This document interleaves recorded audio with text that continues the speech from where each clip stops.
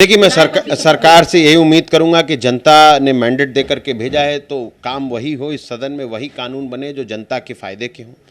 और मेरा काम ये है कि मेरी जनता ने मुझे बनाकर, मऊ की जनता ने यहाँ पर भेजा है, तो उसका मेरा कर्तव्य ये है कि मैं जिस क्षेत्र से आता हूँ वो बुनकर बहुल क्षेत्र है।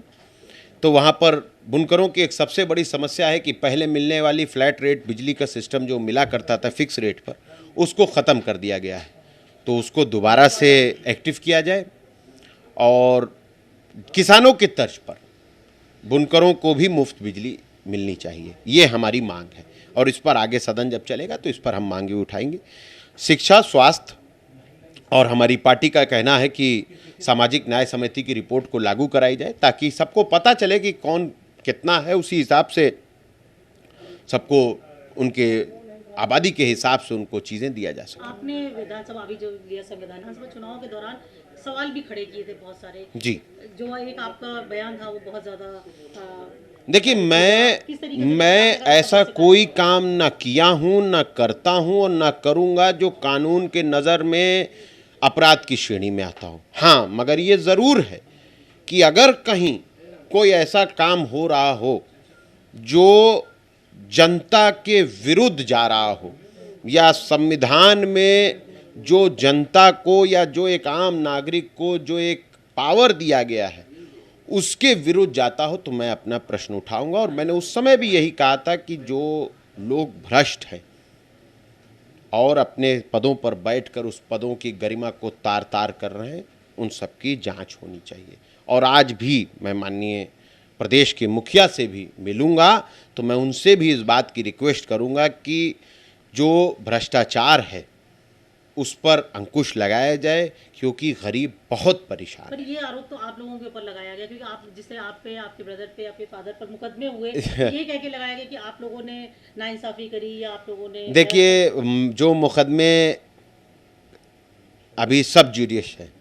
मैं उनके ऊपर अपने तरफ से कोई कमेंट नहीं करना चाहूँगा। राजनीतिक लगते हैं आपको वो सब? मैं इतना ज़रूर कहूँगा कि जितने मुकदमे लगे हैं सभी राजनीतिक जुएश के चलते, विधायक मुख्तार अंसारी साहब, पूर्व विधायक मुख्तार अंसारी साहब के बढ़ते हुए राजनीतिक कद को देख करके, अंसारी परिवार के राजनीतिक कद को देखते हुए और जनता और अंसारी परिवार के बीच में जो एक ताना बाना का रिश्ता है, उस रिश्ते को देखते हुए सरकारों ने लगाए हैं। और मुझे पूरी उम्मीद है कि आज भी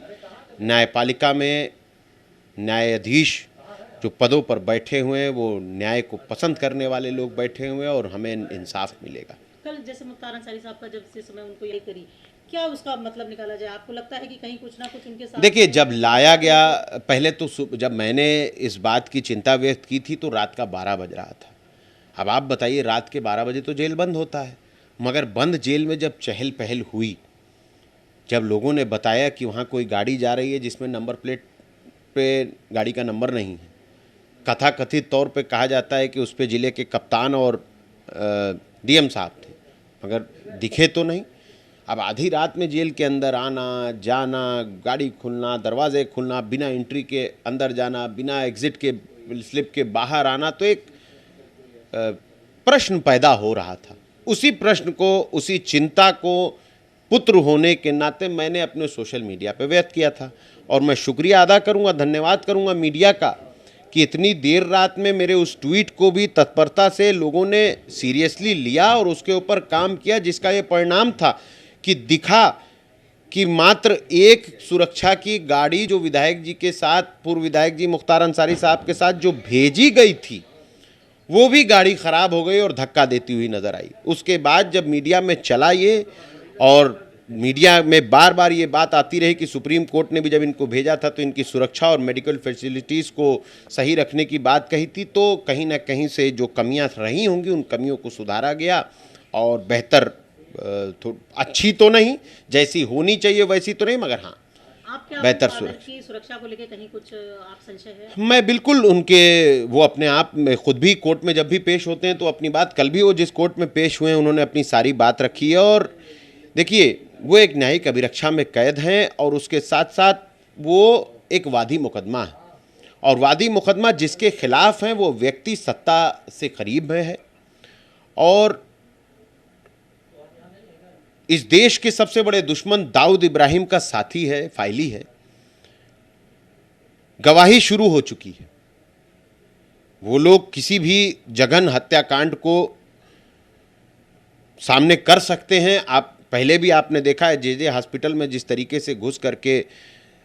हत्या की गई थी, जिसमें डॉक्टर भी मारे गए थे, पुलिस के लोग भी मारे गए थे, ऐसे ही कई जगहों पर हत्या किया गया है जिसमें नरसंहार हुआ है, 7-7 8-8 लोग मारे गए हैं। तो ऐसे लोग ऐसे तरीकों में उनको महारत हासिल है और सत्ता के संरक्षण प्राप्त है तो कुछ भी कर सकते हैं। इसलिए हमारा इस बात के ऊपर चिंता व्यक्त करना और मीडिया का इसके ऊपर चिंता व्यक्त करना और सरकार का और प्रशासन का इसको तत्परता से ले करके उन चीज़ों को सुधार करना, मुझे लगता है कि ये ज़रूरी था। अब आपका क्या रोल रहेगा और सरकार से आप क्या उम्मीद करते हैं, खासकर मुख्यमंत्री योगी आदित्यनाथ? मैं